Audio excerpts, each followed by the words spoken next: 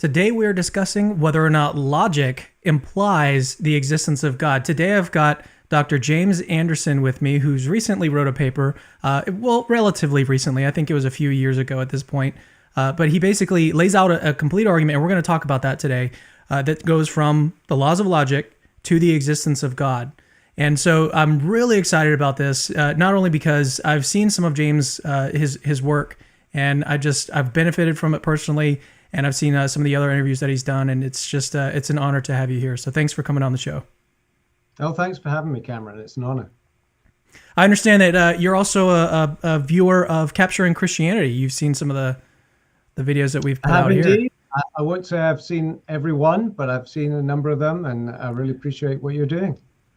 Well, yeah, that's okay. There's so many like if I weren't the one recording all of these videos, then there's no way that I would watch all of them either. There's just so much content out there, which is a really good thing, I think, in the long run, to have so much information for people. So today, let me just quickly introduce my guest. By the way, I've got his paper that we're talking about today. I've got that linked in the description of this video if you want to read it and go more in depth in this argument. But Dr. James Anderson is the Carl W. McMurray Professor of Theology and Philosophy at Reformed Theological Seminary in Charlotte, North Carolina. He specializes in philosophical theology, religious epistemology, and Christian apologetics. His doctoral thesis at the University of Edinburgh explored the paradoxical nature of certain Christian doctrines and the implications for the rationality of Christian faith. His research and writing is also focused on the presuppositionalism of Cornelius Van Til, particularly his advocacy of the transcendental argument. So this argument today is classified as a transcendental argument. We're talking about the laws of nature, whether or not these are sort of grounded in God, or that we can infer God's existence from the existence of these laws of nature. So let's start with just getting a sense, an overall sense of the way that the argument works. Then we'll start to look at some of the details, because I've got some of my own questions. I would love to be on board with this argument, but there's a couple things that are kind of keeping me from accepting it. So let's run through it. Let's get an overview of the argument, which I've seen you give an overview before, and I think it'll be really helpful. And then we'll dig into some of the details here. Okay, so let me just first correct what you just said there, because you referred to the laws of nature. And this is an argument about the laws of logic. Okay, so did I say that? Oh my goodness! Yeah, I'm out of it twice. Now there is an argument from the laws of nature, but that's not the argument we're talking about, right? So okay, so here's an overview of the argument, which is it's not too difficult to summarize the argument, but it takes a bit of unpacking, and I guess that's what most of our time will be spent on. So we start with the laws of logic. Okay, we accept that there are laws of logic that we use to construct arguments, to reason about the world. So that's the starting point for the argument. There are laws of logic. And then we argue that the laws of logic are necessary truths. So they are true, and they are necessarily true, which is to say they're true in every possible world. They could not fail to be true. They could not be false. So they're necessary truths. Now, a truth is a true proposition. And we can talk about the definition of a proposition, but a proposition is just something that can bear a truth value. It can be true or it can be false. So the laws of logic, if they are necessary truths, then they are necessarily true propositions. They are propositions that are true in every possible world. Now, a proposition, we argue in our paper, and I should say, by the way, the paper you referred to isn't solely authored by me. It's co-authored with my friend and colleague, Greg Welty. So I want to give him credit for working on this argument with me. So we argue that the laws of logic are necessarily true propositions, and that means that they are true, they must exist in every possible world. So we argue that propositions are real entities. They do in fact exist, and necessarily true propositions must exist in every possible world. What is more, propositions are essentially thoughts. They are mental entities. So at this point, when you put it together, we have the argument that the laws of logic are necessarily existent thoughts. And if there are necessarily existent thoughts, then there must be a necessarily existent mind, because you cannot have thoughts without a mind. But of course, this mind cannot be a human mind because human minds are contingent. So if there's a necessarily existent mind, well, there must be a person, and this person must not be a spirit, a material being, but a spiritual being. And so we've got now an argument for a necessarily existent personal spiritual being. In other words, an argument for God. So yeah, that overview is very helpful. I think where I jump off, and maybe you'll convince me maybe today you'll bring me over to your side, is the part where we identify propositions as thoughts or as divine thoughts. Okay. I think that there's maybe some issues there. We'll get to that a little bit later on. But first, what I want to do is you've identified some key terms here, and I think that we need to sort of unpack these a little bit further. So you talked about the laws of logic as truths, and then you made a distinction between truths and propositions. So let's talk about that. In another conversation I've seen you do on this argument, you spell out like the difference between statements and propositions. I think that all of this, it's important to do some of the groundwork before we get into the details here. So just for people who are maybe not as philosophically inclined, what do you mean by truth or truths as the law of non-contradiction as a truth? What do you mean when you say a proposition? Let's just get some more details here. So a proposition is defined as a primary truth bearer. So that is, it is an entity that has a truth value, either true or false. And we don't need to get into, whether every proposition has to be either true or false, or whether there are any other truth or values that a proposition could have. But any assertion or statement or belief that we have that is propositional in form can be true or false. But there's a distinction between propositions and linguistic expressions of those propositions. So, for example, I can have the thought that 1 + 1 = 2, okay? And that's a proposition. That's a true proposition. And I'm thinking about it now, and presumably you're thinking about it too, since I brought it up. So we are actually thinking about the same proposition. Now we could write that down, and we could write it down. I could write it down on a piece of paper in front of me, and I could use numerals. 1 + 1 = 2. But actually, I could write it in Arabic numerals. I could write it in Roman numerals. I could write it in English words. So there's different ways I could express that as a statement, the physical statement on a page, but it's the same proposition.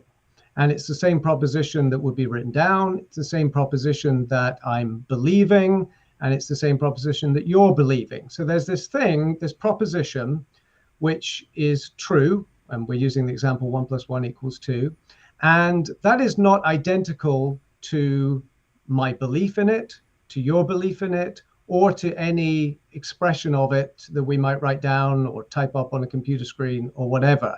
The proposition is a singular thing that bears this truth value, and that is true of all propositions that are true or false, or anything that can be true or false is either a proposition or it has propositional content. So a belief, if you have a true belief, then that belief has a propositional content. If you make a claim, a verbal claim that is true, that has a propositional content. So the proposition is what we might say is the core truth-bearing entity in beliefs and assertions and statements that might be written down and so forth. Does that help? Yes, it does. It's also helpful when I it was something that I watched from you, actually. You made a distinction between, or not a distinction, but you were explaining the point, and you used, I think, the sky is blue, and then you apparently know some French. What is it? How do you say it in French? Le ciel est bleu. And my French friends are going to be all over me for my pronunciation, and that's about the only French I know, precisely so I can use that example. But yeah, so when we translate something from one language to another, actually the whole process of translation presupposes that there are propositions that can be expressed in one language and then can be expressed in another language. So when an English speaker says the sky is blue, and a French speaker says le ciel est bleu, then those are different sentences, obviously, because they're different words that are being used, but the proposition that is expressed by those two distinct sentences is the same. So translation is a good way of showing that there's a distinction between sentences that are linguistic tokens and the propositions that are expressed in those linguistic tokens. Yeah, this was just really helpful for me to understand the difference between a statement and a proposition, because the proposition is the content that the two share together. It's like you've got two different statements. You've got it in English, then you've got it in French, but they share something. They share something in common, and that thing that they share in common is the proposition. Another thing that might be helpful is to say that like statements don't necessarily always express a proposition. So my statement, chocolate ice cream, boo, like that's an expression of an emotion. That doesn't express any kind of like a proposition that can be true or false. So I think that's helpful too. I'd probably say that's a sentence. I think a statement, typically a statement is a kind of sentence that has a truth value. Of course, it could be a matter of definition. So we could allow for different definitions, but certainly there are sentences or utterances that don't have a truth value. An example would be expressing some emotion, or asking a question, or expressing a hope. I hope it will be sunny on Saturday. That doesn't have a truth value per se, although it does actually have propositional content. The interesting thing is that a lot of sentences that we express that aren't statements still have a propositional content, like desires, hopes, expectations. There is an expectation that something will be the case, and the that clause there is actually propositional in nature as well. So it's not just statements that have propositional content, but they're the easiest example because they're the things that we think of as being true or false in the most obvious way. Okay, yeah, I think that's helpful. I'm trying to think. Do you think that there's any other terms that would be helpful to explain before we start to look at the truth of the steps? Well, an assertion, when someone makes an assertion, they're expressing a truth claim of some kind. Actually, anyone who knows something about formal logic and argumentation will recognize the concept of a proposition, because an argument is constructed out of propositions. So you have a series of premises, and the premises are taken to imply or give some support to the conclusion. But in a well-formed argument, you have premises and a conclusion, and the premises and the conclusion express propositions. The premises are true. We want the premises to be true, and we want the conclusion to follow from the premises. So they're the sort of things that have to be propositions. So if you understand what an argument is and what the constituents of an argument are, then you should have an understanding of what propositions are. And of course, an argument could be written down in any language, but what's important is not so much the language that it's written down in, but the propositions that are expressed in the premises and the conclusion. So let's start to go through the argument itself. Actually, what I was thinking was it might be helpful because intentionality plays a kind of role in this. And sometimes when you hear that word, or if it's the first time you're hearing it in a philosophical context, you might not really understand what is going on. So let's get into a definition of intentionality, and then we'll start to look at the steps of the argument. Sure. Okay. So later on in the argument, particularly the step that argues that propositions are thoughts, we appeal to this concept of intentionality. And intentionality is the technical term for what is often called aboutness. Okay. So propositions are about things in the sense that they are directed towards objects or some sort of item that is outside the proposition itself. So to take an example, we just use the example, the sky is blue. So that proposition is about something. It's about the sky. Or take another example. Paris is beautiful in the spring. So that proposition, Paris is beautiful in the spring, has intentionality because it is about something. It's directed towards something, in this case, Paris, and maybe other things as well, the spring. And it's directed. It's about, or it makes reference to something outside of itself, and that's That's the basic concept of intentionality. I think there's a little more to intentionality than just being about something or being directed towards something, but that's the core idea.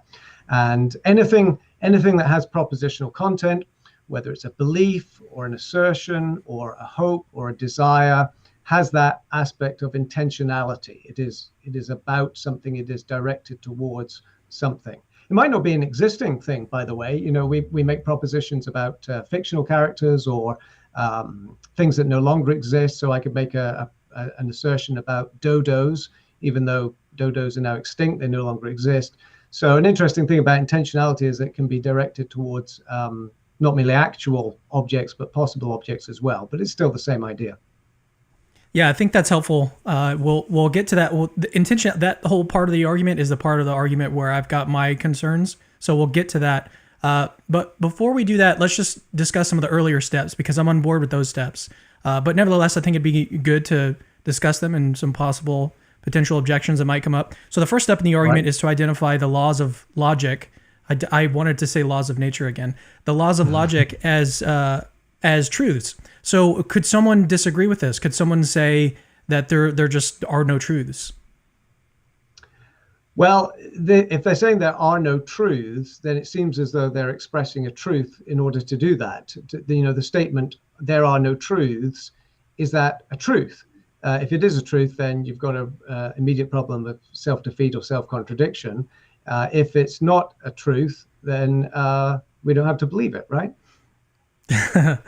All right. Well, that takes care of the first one. So then we identify that the laws of logic are propositions, and so in this again, I'm on board with.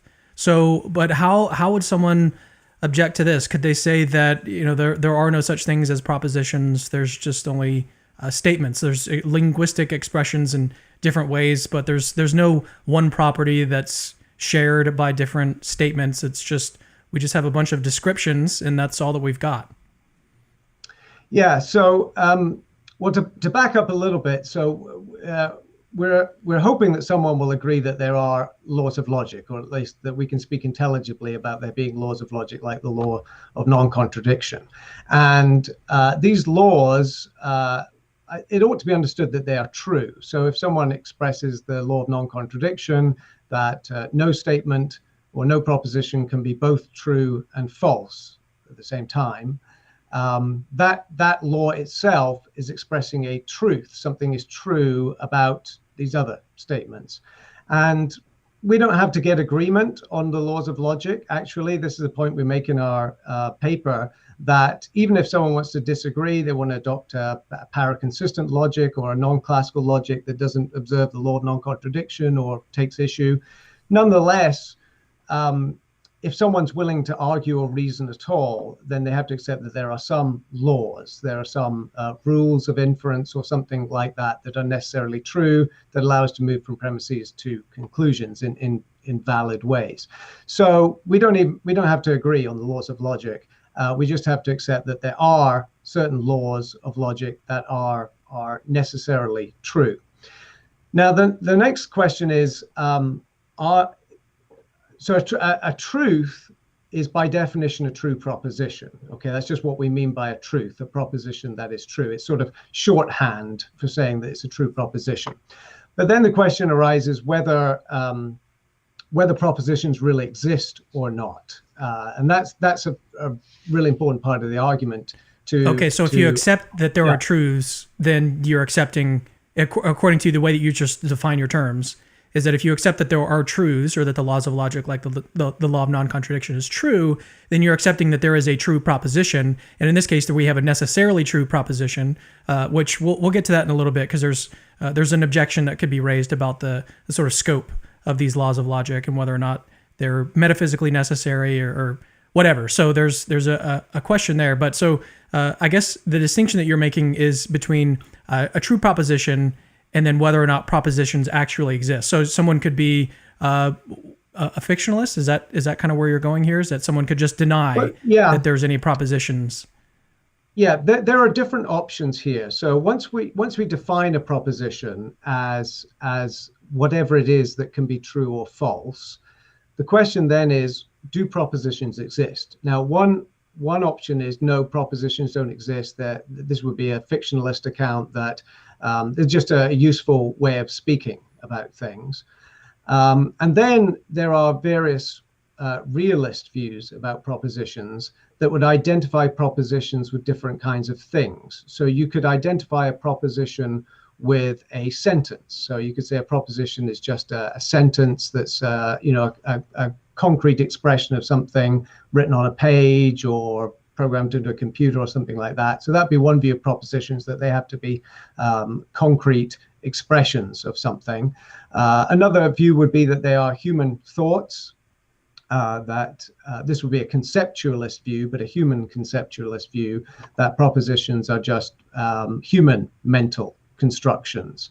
And then there's what we might call the Platonist view, that propositions are abstract entities that are neither material in nature nor mental in nature, but there's some sort of third category of abstract Platonic entities that serve this purpose of bearing truth values. So there are different views of propositions, but the sort of extreme nominalist view is to say that propositions just don't exist at all. When we say there are truths, we shouldn't take that literally. It's some sort of figurative language, or we don't mean something. When we say there are trees, okay, the natural interpretation of that is there exist things that are trees. Okay, there are trees seems to be making an existential claim that there's this kind of thing, a tree, and there are instances of that exist. Okay, and so to say there are laws of logic or there are true propositions, on the face of it, implies the existence of these things. And so I think there's a burden of proof on someone who denies the existence of propositions to explain why we shouldn't take that in the most natural sense. Now, that's not the only argument for the existence of propositions, but it's sort of the first move that we make these apparently existential statements about them. Well, I'm thinking going back to the statement about the sky being blue. This might serve as a good analogy here. So the sky is blue. That's going back to the sort of realist, anti-realist distinction here. So what you're saying is that, like, the person who wants to deny that there is such thing as blue, as the color blue, which is, as we know now, it's just sort of that doesn't exist out there in the physical world. It's not a sort of physical property. That's a mental property. It's something that we interpret in our brains. The colors that we see, these aren't actual. They're just photons. That's what really exists.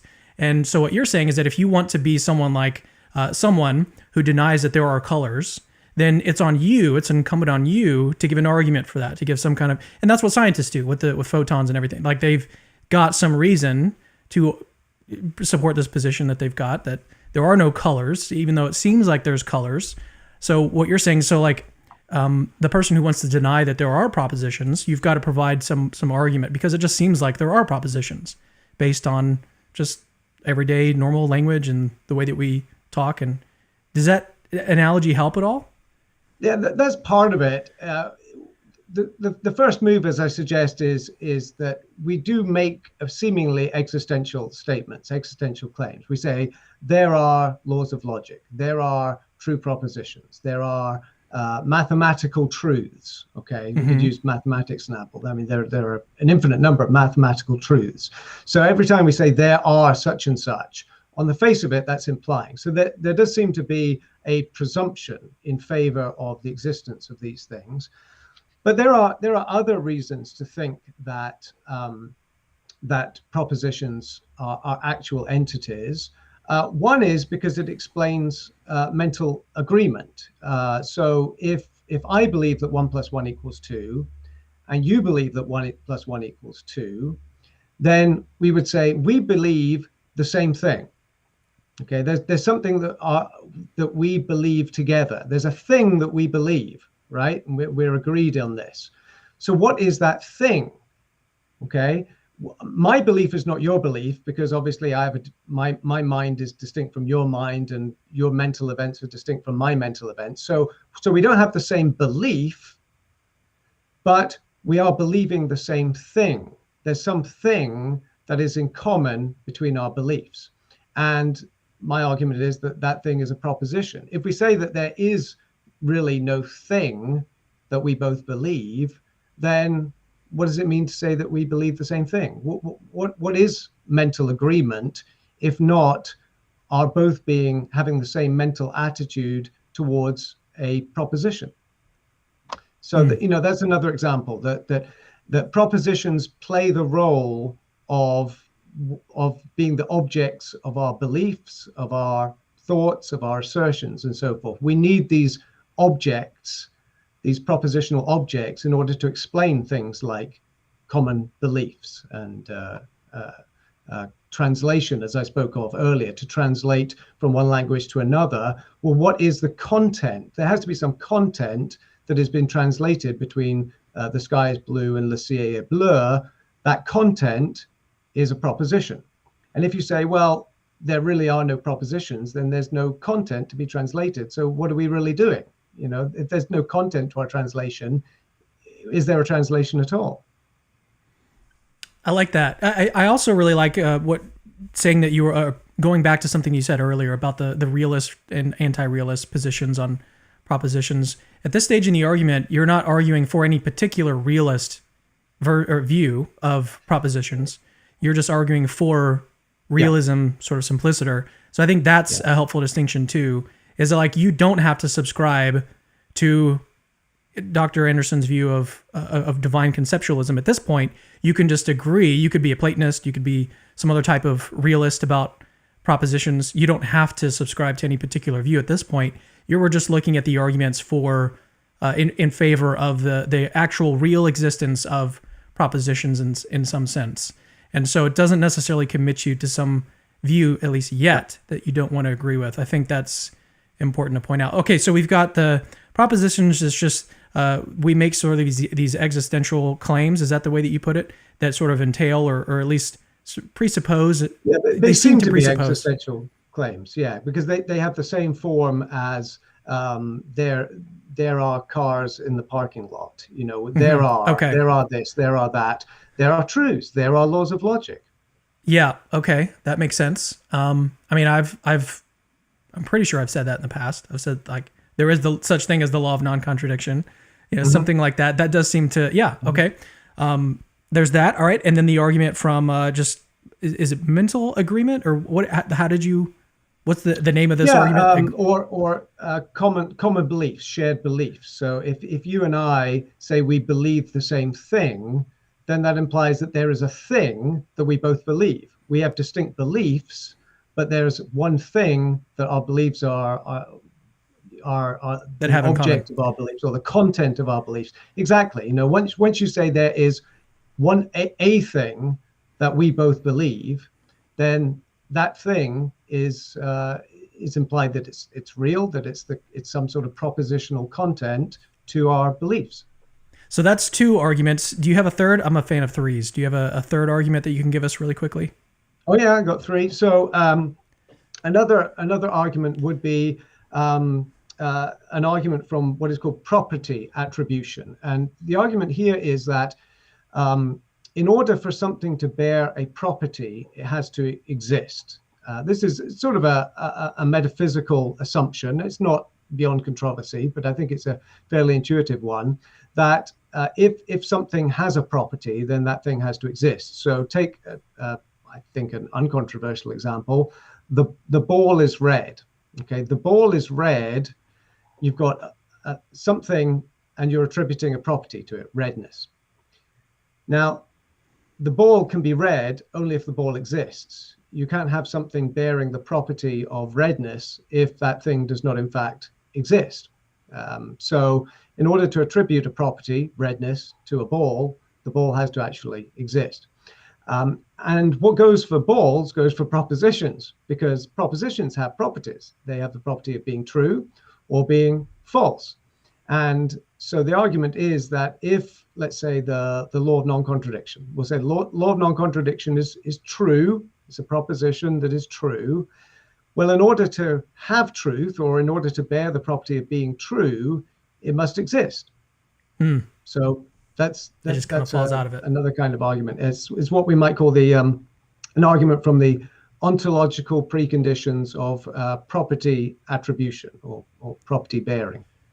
So that argument to me doesn't seem as strong or intuitive, and here's why. So I think that a paradigmatic example that I think of a lot is Harry Potter. So Harry Potter seems to me like he doesn't exist, but he seems to have certain properties. Like he's got the scar on his head. He wears glasses. Those seems to be like properties that he has, but he's just not instantiated. He doesn't exist in this world. So seems like we've got some counterexamples. That's right. So that would be the main counterexample to the kind of argument that I've given here. That what about fictional characters? Harry Potter. Okay. So I think then the comeback is to say, well, why think that propositions are like Harry Potter? Why think that they are fictional rather than real things like the red ball that we've identified that has the property of being red? Unless we have good reason to think that propositions are fictional entities, then we shouldn't assume that they are. And the one thing about propositions is that they don't seem to be constructed in the same way that fictional characters are. So Harry Potter, we'll say, is an invention of J.K. Rowling, and it was up to her what properties Harry Potter had. I mean, he have like dark hair in the books? She could have made him blonde, she could have made him ginger, like Ron. She had the freedom to define that fictional character in different ways. We don't have that same kind of freedom with respect to propositions. So the proposition that 2 + 2 = 4, that seems to be true independent of any of us. No one invented that proposition. No one decided that 2 + 2 would be equal to 4. It seems to have its properties independent of what anyone happens to think about it. And that's why mathematical propositions are a particularly good example, because mathematical propositions seem to have the features that they do and the truth values that they do completely independently of any human thought or knowledge or desire or any kind of mental activity of human beings. They just are what they are, period. So that doesn't make them good candidates for being fictional constructions. All right, we'll leave that one aside. I think that was a good response. So let's move now to we're about half an hour in. Let's move on to the main event, and that is to make the connection between okay, we've got these real propositions that exist. Now the question is, what's sort of the best account? What's the best realist account of propositions? And so, in your view, it's divine conceptualism. You've got an argument for that, and it's based on intentionality. How propositions seem like the kind of things that are just mental. And so, but in that case, then like we've got to figure out how we can have a necessarily existing proposition that's true in every possible world, but also has this intentionality that seems like it requires a mind. I take it that's the overall gist of the argument. Yeah, that's the gist of it. Yeah.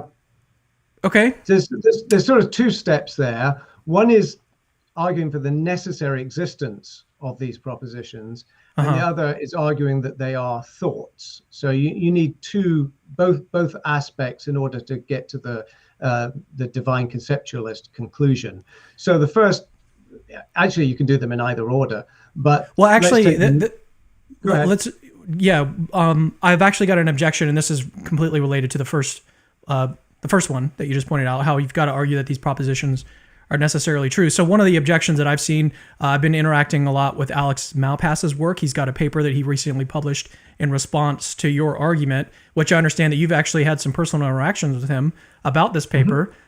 So that's really cool. All right. So his objection, one of the objection related to the sort of scope of these propositions. Are they necessarily true?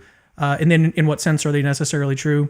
So in your paper, you say that your argument, and you even mentioned it here, is that your argument can work even if the classical laws of logic aren't true. If paraconsistent logic or some other kind of logic is true, then the argument would still work. But then how would we get to the claim that these are necessarily true if we don't know what the laws of logic are? If there's some kind of like weird, wacky logic, why think that they would be true? And I think in the paper, the way that you defend this is through a sort of conceptual argument. You say it's inconceivable that the law of non-contradiction could be false. And then because conception is a sort of guide to possibility, then we've got at least some reason to suspect that these laws are metaphysically necessary. But in the case of, these weird, wacky, non-classical structures of the laws of logic, then how can we be confident? How could we make the connection there to like these laws would then be metaphysically necessary? Okay, let me back up, by the way, and say some nice things about Alex before we go any further, because okay. I want to give him serious credit for interacting with our argument. Our argument has been published, well, it was 2011. Wow, it's coming up on 10 years. That's amazing.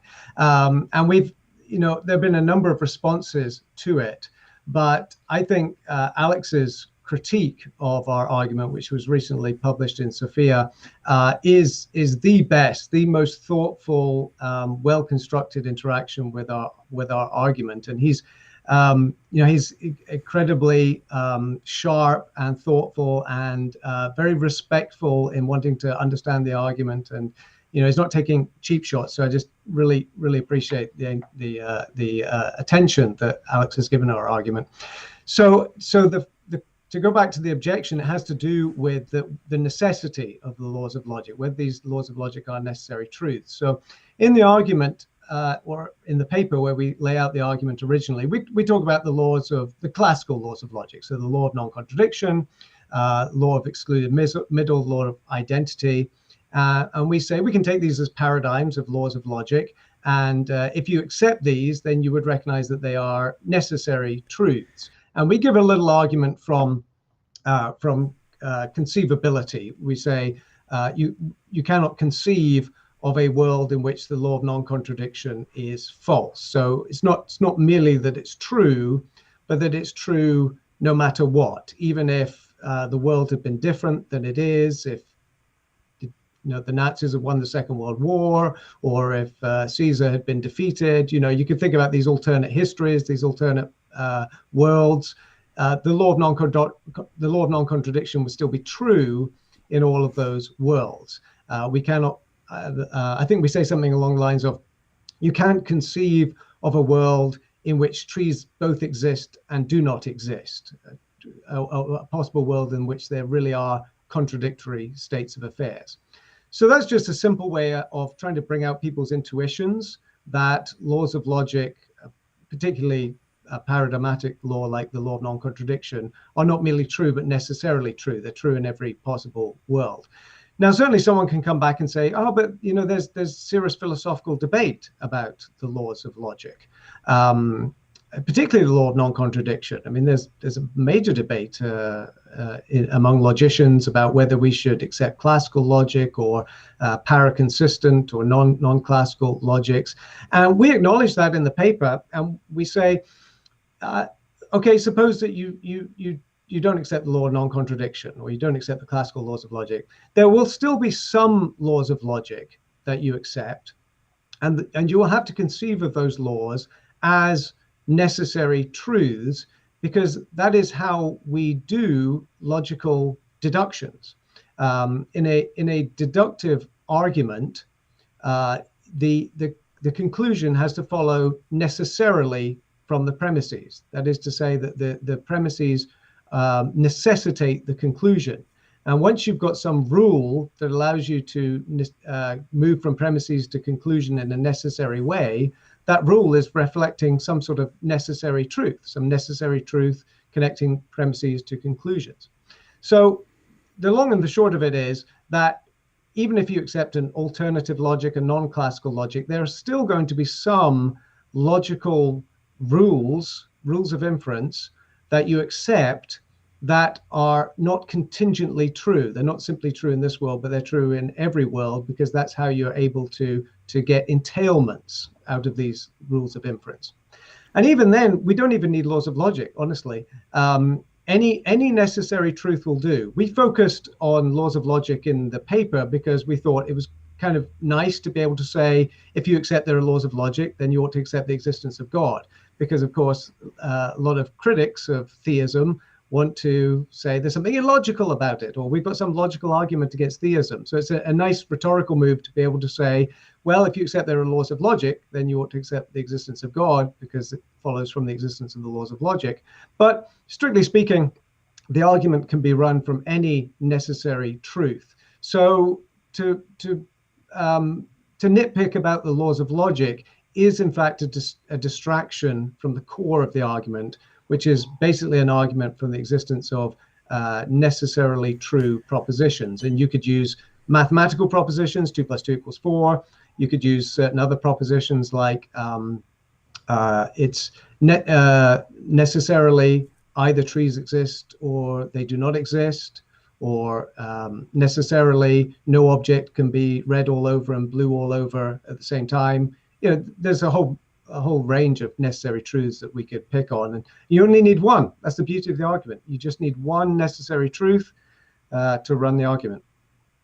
I've got some thoughts on that. So the first thought I have is it seems like you could almost run a kind of inductive argument, because all of these alternative theories of logic, I don't know what the correct actual term is, but so you've got the classical view, and then you've got these non-classical views of the laws of logic. But from my understanding, all of these other proposals still have necessary truths among them. So you could run a kind of inductive argument saying that every other view, or every opposing view to the classical law of logic, or view of logic, is it still involves necessary truths. And so we've got some kind of inductive reason to think that whatever view that you're going to come up with is still going to require some necessary truth. What do you think about that response? Do you think that has any weight? So the argument would be every non-classical system of logic that has been proposed still holds to or presupposes that there is some necessary truth or some necessary law of logic. Therefore, whatever system turns out to be the right system will have some necessary laws of logic. Yeah, I mean, I think you could do that. It'd be a probabilistic argument. Mm-hmm.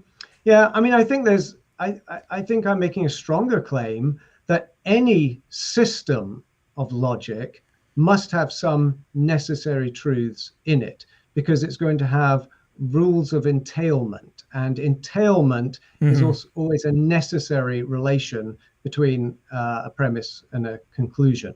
So another way to put it is, if you reject all necessary truths, then you can't have any system of logic whatsoever, classical or non-classical. Okay, that makes it clearer.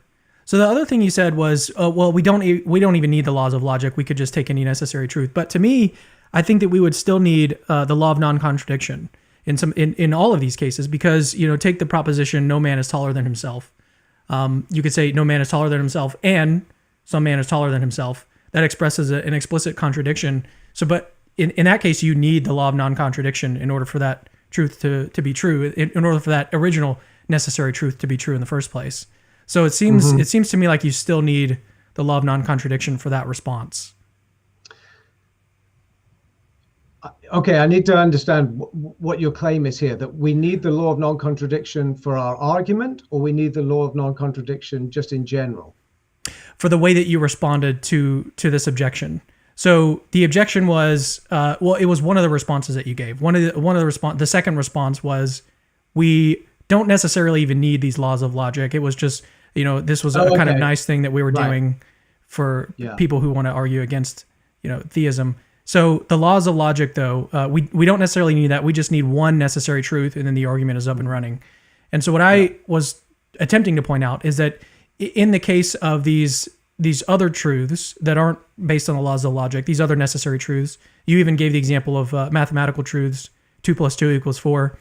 That to me still seems to be reliant on the law of non-contradiction, because it could be the case if the law of non-contradiction was false, 2 + 2 = 4 and 2 + 2 = 5.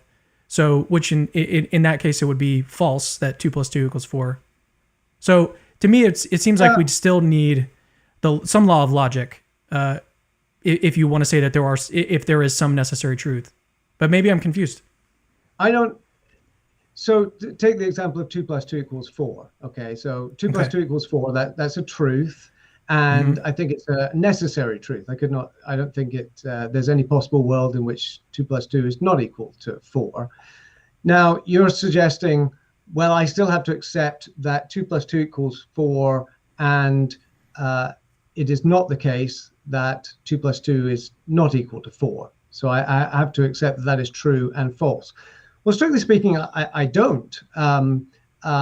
Someone might come along and say 2 plus 2 equals 4 and 2 plus 2 is not equal to 4.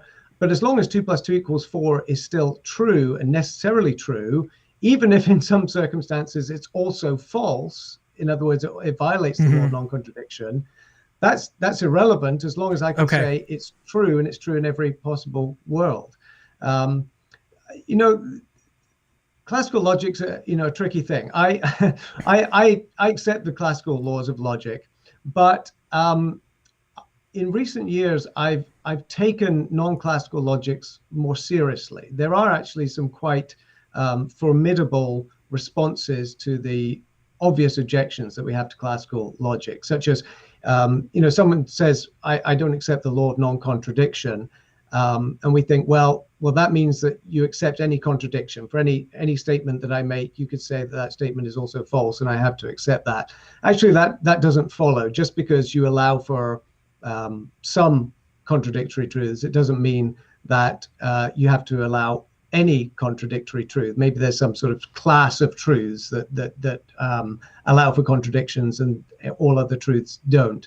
So, I accept the law of non-contradiction, but if someone wants to push some sort of subclassical or paraconsistent logic, again, that's not going to derail the argument, because I just have to find one necessary truth that they accept, and I can use that as a starting point for making the rest of the argument.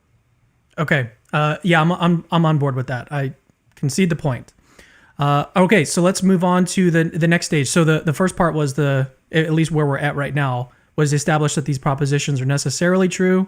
And so we've kind of talked about that for a while. And now the second part of it is the whole question about intentionality. Proposition seems to be intentional, but intentionality is about, mental stuff. So mental events, those are the only kinds of things that have intentionality. So that's kind of where the argument, that's where we're at. That's I think almost all that's remaining, other than the inference from, if the laws of logic are intentional, or if they're kind of mind-like, then you've got a necessary existing mind. So, and I think that's probably less controversial. The one step we skipped, which is easy to skip because I think it follows very quickly from what we've said already, and that is that the laws of logic necessarily exist. So we said they're necessarily true. Okay. And I argued that in order to be true, they have to exist, because you can't bear the property of truth unless you exist. So if the laws of logic are true in every possible world, then they must also exist in every possible world. So we've got the necessary existence of the laws of logic, or to put it more generally, we've got some propositions that exist necessarily. Okay, so there are some necessarily existent true propositions. Now, as you say, the really interesting move, and the one that probably generates the most pushback, is the argument that propositions have to be thoughts, that they are mental entities.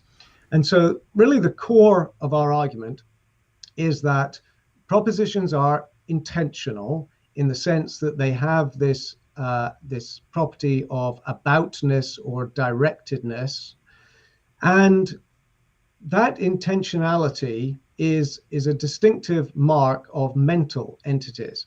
So if you think about the sort of items in our ontology that have intentionality, well, there can be physical things. So a sentence on a page. I suppose I've got a page with the sentence, "The sky is blue," on it. That's got intentionality, okay? But it's actually a derived intentionality, because you need a mind to have the thought that the sky is blue in order for that written proposition or that written statement to have meaning. So although physical things like sentences on a page or coded information in a computer can have intentionality, it only has intentionality because of the prior activity of a mind. In other words, there has to be a mind having intentional thoughts with intentionality, before you can have a physical representation of that, whether it's a word on a page or spoken, audible words. Can we pause there real quick? Because I want to understand what this comes up, and it's one of the objections that Alex brings is the whole question about the derivativeness of these of the propositions being intentional or having this intentionality. In your claim, contrary to what most philosophers, from what I understand, most philosophers believe that propositions just have intentionality, and there's no kind of like derivativeness that's required for this. So I'm curious to understand, like, but what does it mean to say that it is derivative? Is it a kind of like dependence? Is it dependent on another mind in some sense? So like the proposition wouldn't have intentionality if the mind wasn't there. What does it mean to say it's derivative? We don't say that propositions have derived intentionality. What we say is that any material thing with intentionality, like a written statement on a page, has derived intentionality. What we argue is that propositions have intrinsic intentionality. That they have intentionality in themselves, as it were. However, when we think about the kinds of things in our ontology, the things that we're familiar with, so we're familiar with material things. We're also familiar with mental things, so material things like my hands and my feet, and mental things like my thoughts, my beliefs, my desires. My thoughts have intrinsic intentionality in a way that the things that I write on a page do not. So I have the thought that the sky is blue, and then I can write that out on a page in a physical form. But the thought has intrinsic intentionality. Now, in terms of our ordinary ontology of things that are part and parcel of our existence, that we can't really deny. We can't deny the existence of thoughts. We can't deny the existence of minds. Thoughts and minds are the one thing that we know of that have intrinsic intentionality. They don't have derived intentionality. They have an intrinsic intentionality to them. And so if propositions have intrinsic intentionality, then the most natural thing is to say that propositions just are thoughts. They're not material things, because material things don't have intrinsic intentionality, but mental things like thoughts do have intrinsic intentionality. And so propositions are most naturally understood as being a kind of a thought. And in fact, they share this property in common. Exactly. They have this common property. Now that in itself doesn't seal the deal, because one could argue, and I think this is where someone like Alex wants to go. He wants to argue that there's another option, and that option is that propositions could be abstract, mind-independent entities, some sort of basically abstractor of some kind, Platonic, not exactly Platonic forms, but something analogous to Platonic forms. So now you've got three categories of things. You've got material things like hands and feet. You've got mental things like thoughts and ideas and desires and hopes. And now you've got this third category of Platonic propositions that have intrinsic intentionality, but they are not mental entities. They don't depend on a mind for their existence. They somehow exist. And they have to necessarily exist, because we've already established that propositions exist necessarily. So now we've got this third realm of sort of Platonic propositions that have intrinsic intentionality, but are different in nature from both material things and mental things. So they're not thoughts in the literal sense of the term. They're not thoughts in the sense of a product of a mind. Now, there's a number of arguments against that Platonic view, which I think is the best option, really, for someone who wants to reject our conclusion, which is theistic conceptualism about propositions. The best option is to adopt some sort of Platonism, because then you've got your propositions, they exist necessarily, but they're not dependent on minds. One argument against I actually do, not to put anything in his mouth, but I do believe that is the view that he leans toward. Mm-hmm. That's good, because I think that's that's the most plausible alternative. I don't think it's ultimately the best view at all, and I'll try to give some reasons for that. But I think, if you don't want to be a divine conceptualist, then this is your next best option, to be some sort of Platonist about propositions. But so before you give the arguments for why you think that divine conceptualism is the best view, I did want to raise a quick objection that Alex raises in his paper. That's again a response to your paper. You and is it Welty? Welty, yeah, Greg Welty. Welty.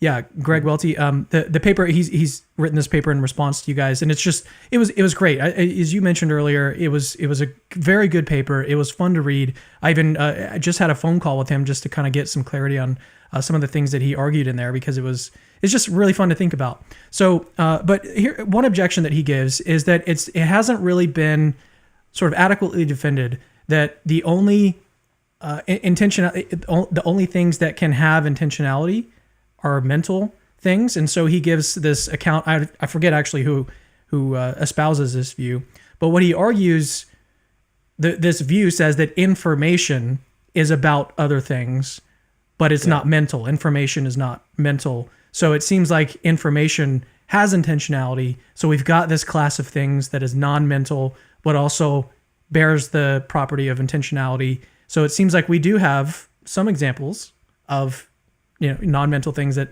do have intentionality. So we don't necessarily need to identify these propositions, even if they are metaphysically necessary. We don't need to identify them with thoughts or something that is mental, because there's non-mental things that have intentionality, like information. Right. So what's how do you respond to that objection?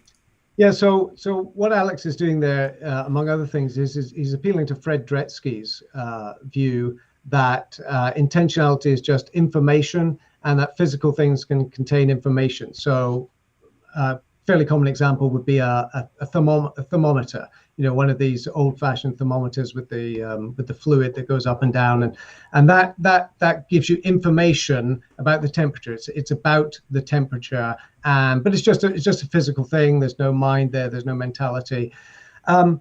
I think the problem with that is it's too thin a view of intentionality, because on that view, any physical object contains information. So, for example, I'm currently looking out the window. It's pouring with rain. There are puddles forming out in the parking lot.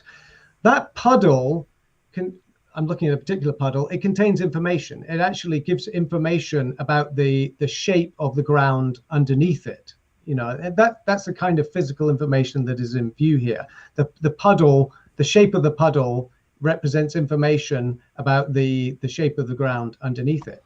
But that puddle isn't about anything. It doesn't have intentionality in the sense that it's not directed towards anything. It doesn't have the kind of intentionality that an English statement has, or a thought, or so forth. On Dretski's view, any physical configuration of matter contains information, can be understood to contain information, but it doesn't have intentionality. Sheer physical stuff isn't about anything. It isn't directed towards anything. Only mental content can be literally directed towards anything. So the short answer is that I don't think Dretski's account of intentionality, either he's not talking about intentionality in the way that we're talking about it, or his account of intentionality just isn't robust enough to explain how material things really can have the kind of intentionality that the statement "Paris is beautiful in the spring" has intentionality. Yeah, I'm not a fan of that view either. I don't buy it. I don't think that information has. Anyways, all right. Let's move on. So give me some arguments for your view for divine conceptualism. Okay, let's talk about that for a little while. Let's maybe back up, because I think we still need to spend a bit of time on the intentionality business with why propositions should be understood as thoughts. Propositions do have intrinsic intentionality. I think that's fairly well established. The question is whether they therefore have to be thoughts. And really, as I said, the only good alternative to divine conceptualism would be some sort of Platonism.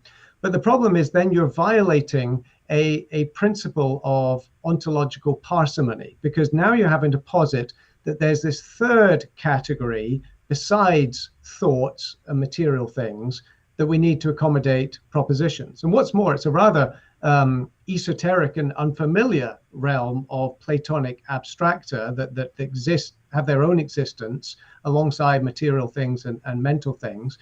So one of the arguments for divine conceptualism is that it's just more parsimonious in terms of the kind of things we have to postulate to explain why there are truths.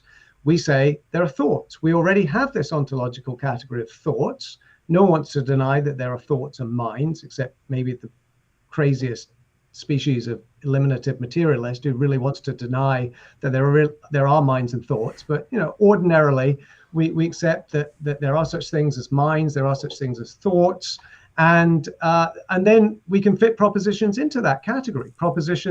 Thoughts are the most familiar things that we know of that have intrinsic intentionality, and propositions we can just say that they are thoughts. So that's one sort of argument that we can give for identifying propositions with thoughts. Another one is that if the activity of a mind, I think, helps us to understand why intentionality has the features that it does. So intentionality has really two components to it. One is the directedness of a proposition. So we talked about Paris being beautiful in the spring. So there's a proposition and it's about Paris. It's directed towards Paris. But another feature of intentionality is that it's what's technically known as aspectual shape. Aspectual shape is how something is conceived in a proposition, the way in which we think about something. So to take an example here, think about the two propositions, Lois Lane loves Clark Kent and Lois Lane loves Superman.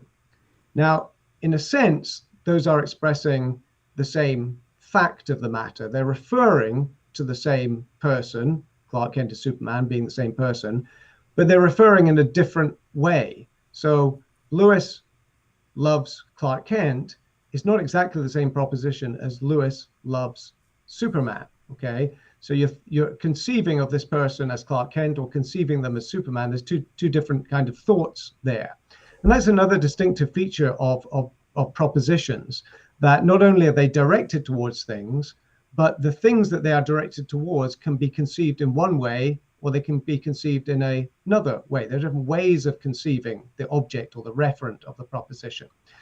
Now, that is something that minds do all the time. So the activity of a mind, my mind, I can direct it towards things. I can direct it towards one thing. I can direct it towards another thing. My thoughts can be directed by the activity of my mind.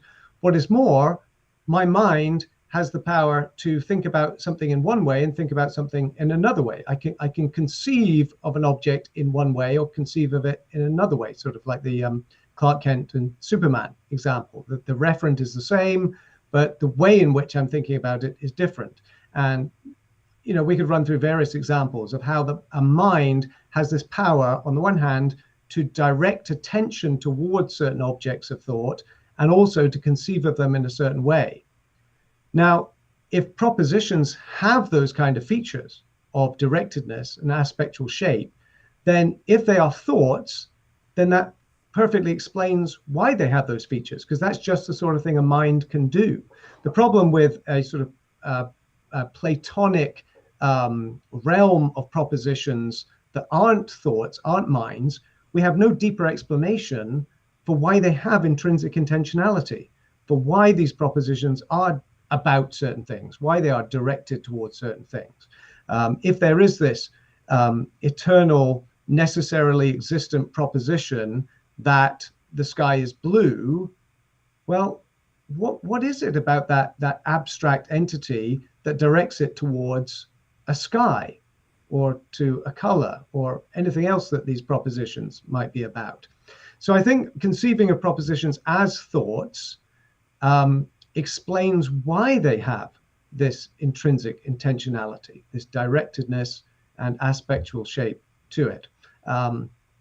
There's something very mysterious about a realm of Platonic propositions that have these features and yet have no mind that explains why they have these features. So that's a sort of that's going beyond the mere argument from parsimony to a deeper metaphysical explanation of why propositions have this intrinsic intentionality. They have to be thoughts of a mind to have these features. Yeah. So the point about parsimony. So I would love to be on board with this argument, and maybe what we can do now is I can just give you like my issue with it, and then hopefully you can overcome it like you did my other objections. So my objection is when I think about my thoughts and the way that my thoughts relate to propositions. We talked earlier about beliefs. So like my belief that the sky is blue is not your belief that the sky is blue, but they still share something in common, and the thing that they share in common is a proposition. What that seems to me to imply is that thoughts are not propositions. Thoughts are different from propositions. And so when we apply that in the case of God, like if propositions just are divine thoughts, I've just like lost completely the concept of what a thought is in relation to proposition, because I thought we were talking about some kind of content, something that could be true or false. Yeah. Whereas a thought is different from that, just like my belief is different from the proposition. Even though it has propositional content, it's different. So that's my concern, is that I don't understand. I just don't even know what the view, like how to make sense of the view. Well, that's because you subtly shifted from a case of human thoughts to a case in thoughts in general. So when we're talking about our thoughts, our belief that the sky is blue, we do have to distinguish between the content of our thoughts, the proposition, and our thoughts themselves, okay? But the fact that we have to distinguish between human thoughts and propositions doesn't mean that therefore we have to distinguish between any thought and proposition, because we've got two things going on here. One is that propositions can't be human thoughts. And we've established that because we've talked about a propositional content that's independent of our thoughts, of your thoughts and my thoughts. So on the one hand, we've got an argument that propositions have to be independent of human thoughts. They can't be identified with human thoughts. But also, we've got a second argument that propositions have to be some kind of thought because they have intrinsic intentionality. So when you put those together, what you have is that propositions must be non-human thoughts. Okay, that's the consistent resolution of those two claims, that propositions can't be human thoughts, but they nonetheless have to be thoughts of some kind, specifically necessarily existent thoughts, because we've made the argument that propositions exist necessarily, at least necessary truths exist necessarily. So once you put the pieces together, you've got an argument that propositions, necessary truths exist necessarily, but you've also got an argument that propositions are mental in nature. And so your conclusion is that necessarily true propositions have to be necessarily existent thoughts. So in our case of thoughts, we want to distinguish between the thought and the content of the thought, right? That was your hang up, if I understand it correctly. You want to distinguish, on the one hand, we've got these thoughts, but there's some content that's independent of that. In the case of these necessarily existent thoughts, we don't have to make that distinction between the content and the thought itself. What we're arguing is that divine thoughts just are propositions. It's not that divine thoughts contain propositions as their content, but the divine thoughts are themselves the propositions. So I don't think there's any contradiction in our view. It actually is the perfect solution to the problem of, on the one hand, explaining how propositions can be independent of human thoughts, and yet also explaining how propositions can have the kind of properties that thoughts have, namely intrinsic intentionality. So I like that response. So here's one last objection, and then we're going to go to some questions. We had a super chat come in earlier about Ed Feser. Are you familiar with Ed Feser and his? I'm familiar with his work. Yeah. Any of his work on divine intellect and logic and mathematics. Well, we'll get to that in a second. So let me ask my last question, or my last objection, which you've been doing great. This has been awesome, and I've just really enjoyed this conversation. So the last thing is that here's one reason, because you've given a couple reasons to prefer divine conceptualism. Here's one reason to prefer, I guess, Alex's view, and that is that propositions are not like thoughts in this respect, in that they are public, and that thoughts are private. So that's one way, in that thoughts are unlike propositions, yeah, I think that's the right way to say that. Do you see what I mean? So like, you've pointed at one characteristic that thoughts and propositions seem to share, intentionality, and then something specific about it. You also gave an argument from parsimony. I'm sort of bracketing the parsimony argument for now. We could discuss that. But here's something that is different between the two, between thoughts and propositions. Thoughts seem to be the kind of thing that are private. I don't. You don't know my thoughts right now, even though I could tell you my thoughts. You don't have access to them because these are private things. And but propositions seem to be the kinds of things that are public, and so that's one way in which thoughts and propositions are distinct.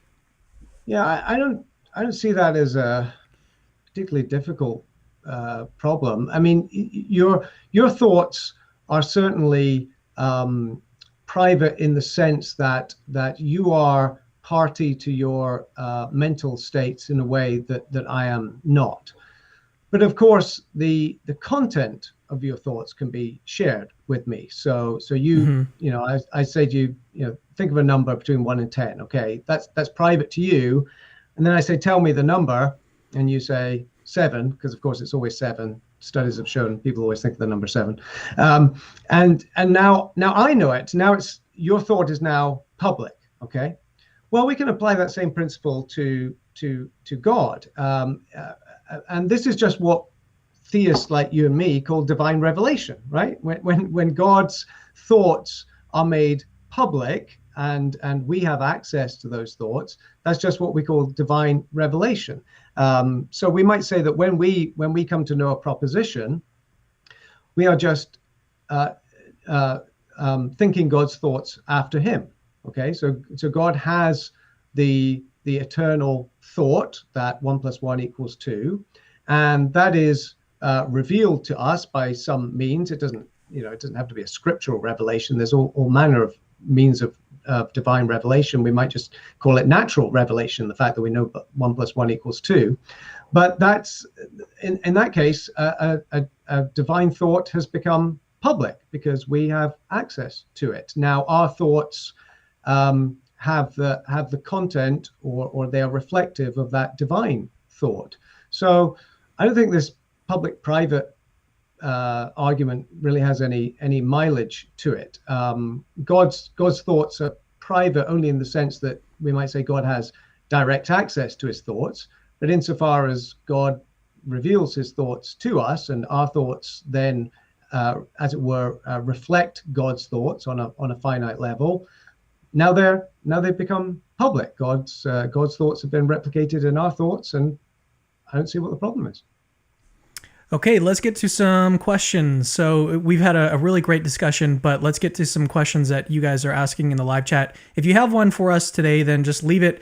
As I mentioned in the live chat, you can send it as a super chat. This is the way to make sure that your question is asked today. So Meow Meow Meow has asked one. This is one I was referencing earlier. It says, "Hi Cameron, hi James. Ed Fazer has a few blog posts on his views as William Lane Craig's view on how the divine intellect grounds mathematics. Do you have any thoughts? And please talk about the overlap between logic and mathematics." Yeah, so I don't think I've read those posts by Dr. Fazer. I mean, I'm inclined to a divine conceptualist view of mathematics as well. I mean, if all truths are divine thoughts, then that would include mathematical truths.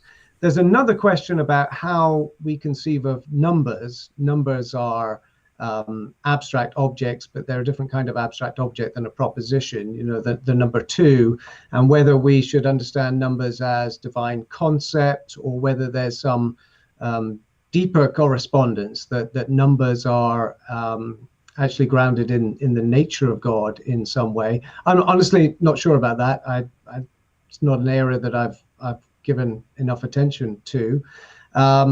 As far as the overlap between, I guess that should be logic and mathematics. There have been various attempts to try and derive mathematics from logic. Bertrand Russell tried this, and others have tried it. I don't think it succeeds. I think Kurt Gödel showed pretty convincingly that you can't reduce mathematics to logic. Although there's a close relationship between the two, that mathematics depends on certain logical truths. But again, all of this, I think, is tangential to the argument that we've been talking about, because if there are laws of logic and they are necessary truths, or if there are laws of mathematics and they're necessary truths, any kind of necessarily true proposition will serve as the starting point for our argument. You can use logical truths, you can use mathematical truths, and you don't have to commit yourself to a particular view of mathematical objects to make the argument work. So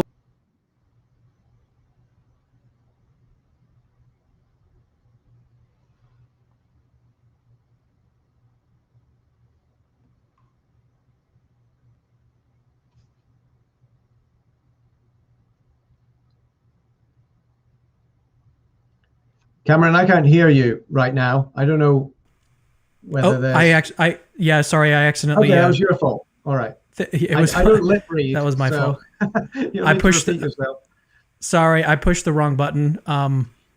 So let me figure out what I just said. So I was saying that I don't see any more comments that came in the live chat. So if you guys do have a question for Dr. Anderson, he's only going to be here for another 10 minutes or so. So if you've got a question, leave it in the live chat. I'll try to get it in. But beyond that, I did want to discuss with you quickly the sort of apologetic value of your argument. Have you used this argument in talking with, say a non-believer or someone else who's sort of skeptical of God's existence? Is this one of your go-tos, or do you prefer to use a different argument? To me, it sounds like, or seems like, this argument is so involved. There's so many different steps, and it's so technical that I wouldn't necessarily lead with this argument. Which isn't to say that it's useless, or you know what I mean. But I just wanted to get your thoughts on that. Is this something that you find useful? Have you used it yourself? What are your thoughts? Yeah, I mean, I love the argument because I just think it's fascinating. I think it's getting to something deep about the nature of truth and logic. And as a Christian theist, I like thinking about how the various things that we take for granted are connected with the existence and nature of God. So it's interesting to me in that respect. The initial motivation for the argument was that I come from a Reformed presuppositionalist tradition. So theologically, I'm Reformed. In terms of my approach to apologetics, I would identify as a presuppositionalist, although I know that can mean different things to different people. But one of the common arguments that presuppositionalists have made is that unbelievers, when they argue against God, are presupposing the existence of God. And Greg Barnson, for example, is a well-known presuppositionalist who has argued that the laws of logic, you need a Christian worldview to account for the laws of logic, among other things. And I could see in general terms how that argument worked. But I was a little frustrated that the argument was never spelled out in a very rigorous way. And you would get a lot of presuppositionalists making a sort of sketchy argument about how logic depends on God. And often what it really came down to was you can't have logic if you're a materialist. So if you think that everything is material in nature, then you can't accept there are laws of logic because they wouldn't be material things. Well, that's true, but non-materialism isn't theism. Okay, to argue against materialism isn't thereby to argue to show that theism or any particular form of theism is true. So I wanted to apply some thought to how this argument could be made more rigorous and actually explicitly lead you to a theistic conclusion. And Greg Welty have been doing some superb work on theistic conceptual realism, divine conceptualism. And so basically we put our heads together and came up with this paper that would make this argument. So I thought, there it is. Okay, now we can have more of a high level conversation about this argument for logic from God. But would I lead with it in apologetics? No, probably not, unless I was speaking to someone who's, philosophically trained, like, Alex or various other people who have some understanding of the sort of metaphysical background to these sort of arguments about abstract entities and so forth. But an ordinary non-Christian who I was, they asked me, give me an argument for God's existence.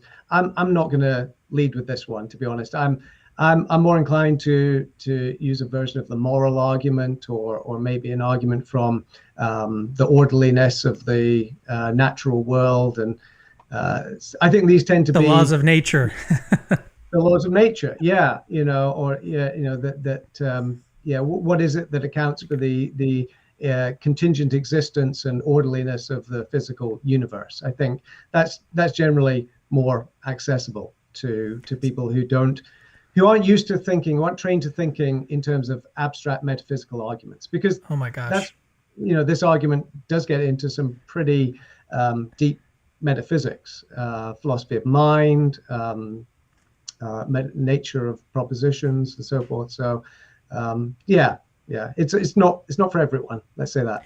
It's not for everyone, but I think that the people watching today are going to benefit a lot from it. And I hope that you guys think through the argument and also consider the objections I raised, his responses, and think about your own objections. And you can even leave them in the comments below. So do that. So on the topic of arguments, though, and presup versus classical, we've got a question from the Gospel Truth. He says, why should we hold to presuppositionalist arguments versus classical arguments? Well, I think actually that's a false dichotomy, because there's a distinction between a presuppositional methodology and presuppositional arguments. There are certain arguments that classical apologists will use, like the argument from contingency, Kalam, cosmological argument, fine-tuning argument. I don't see any reason why a presuppositionalist couldn't avail himself of some of these arguments. It has more to do with the methodology that you use, and whether you are assuming that there's some sort of religiously neutral common ground or some neutral epistemology on the basis of which we can offer any kind of arguments. So when it comes to theistic arguments, obviously, I'm as a presuppositionalist, I'm going to be very focused on a transcendental argument that reason itself depends on the existence of God. But I don't think that excludes other kinds of arguments. I'm quite comfortable using an argument from contingency for a necessary being. Where the difference comes out more, I think, is in arguments for distinctively Christian claims about divine revelation, about special revelation, and the classical approach to defending the inspirational and authority of the Bible is rather different than a presuppositional approach. And we could talk more about that, but in terms of maybe this question, that I think that's Marlon asking that question. We've spoken before. I don't actually. I think it's a false choice. So from Parker's Pensays, who I had on my channel recently, and you know who he is, but anyone who doesn't know who he is, I had him on my channel to introduce him to you guys. So if you want to find out more, like he does basically kind of what I do here in terms of like interviewing professionals and theologians. He's got a variety of different topics that he discusses on his channel. Definitely go subscribe and check him out. Parker's Pensays, or Pensays, if you want to say it the correct way. So his question is theistic conceptual realism a problem for simplicity? And I think he means divine simplicity. Mm-hmm. Yeah, the answer is no. Next question. No, Parker's messing with me because we've had some conversations on this topic before. But yeah, so divine simplicity is basically the view that God must be metaphysically simple. There's no parts in God, no composition in God. the reality is that there's no one version of the doctrine of divine simplicity. Aquinas has a particularly austere version of it that's pretty uncompromising. I don't think that one has to accept Aquinas's version of simplicity to accept the basic principle of divine simplicity. But I think that what lies behind the argument is this idea that, well, if there are all these propositions, so propositions are divine thoughts, and there's a multiplicity of propositions, maybe there's an infinite number of propositions, and these are all divine thoughts. Are these parts of God? And if they are parts of God, then how do we reconcile that with divine simplicity? The short answer is I don't think we should think of divine thoughts as parts of God, but I think it's better to think of divine thoughts as a particular subclass of divine actions.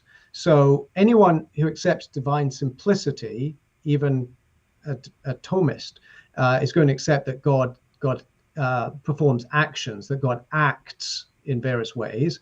Well, one kind of action is an intellectual action, or a mental action, or a conceptual action. And so we might think of divine thoughts as simply divine conceptual acts or mental acts. And if acts in general, if divine acts in general are consistent with divine simplicity, then I don't see why mental acts, God's thoughts as mental acts, would be inconsistent with divine simplicity. So rather than thinking of divine thoughts as something sort of some metaphysical part within God, rather for God to have the thought, let's say that 1 + 1 = 2, is simply for God to exercise his intellectual powers in a particular way. It is God's thinking, engaging in thinking activity in a particular way that we identify with that divine thought. So that's some people who know about the debate over divine simplicity will know what I'm talking about. Others will think I've just been talking gobbledygook for the last 3 minutes. Well, a lot of people will think you've been talking gobbledygook the whole time. So oh no, it is what it is. No, these topics, like I said, I think I mentioned this at the beginning. Well, maybe I mentioned it off air. I actually really wanted to go deep today, and I think that we succeeded in that. It was very, very enjoyable. But that's going to be our last question for today. We're already at an hour and a half. My brain is completely melted on the ground, and it's time to take a break. So I thank you guys for joining me today, and especially Dr. Anderson for coming on. We've got to do something. What other topics are you interested in? Oh, well, I'm interested in transcendental arguments more generally, although I focused a lot of attention on this one. But I think there are some other interesting sort of epistemological arguments, although many of those have been more adequately defended by others. I'm interested in Reformed philosophical theology, the free will debate, compatibilism, problem of evil. You can look on my blog, and if you look at the tag cloud, that'll probably give you an indication of my personal obsessions. Well, in any case, thanks for coming on. I really appreciate it. Thank you for having me. It's been a lot of fun. I've really enjoyed it. Yeah, I hope. I hope to have you back on. I mean, there's so many different things we could talk about. I mean, even theology is not something that I dive into a whole lot on this channel, but that might be something to do one of these days. So that'd be really cool. We could even do a kind of dialogue. I know that you've done dialogues in the past. Is that something that you're open to? Sure. It depends on the topic and the person. Yeah. And the general format and context, yeah, and what I've had for lunch that day and everything else. Yeah. How many hours of sleep you've got. Yeah, no, that's fair. That's fair. All right. Well, thank you guys for tuning in today. And don't forget to subscribe and like. And if you want to support us, head over to patreon.com/capturing Christianity. Link to that is in the description of this video. Thank you guys for tuning in, and we will see you in the next video.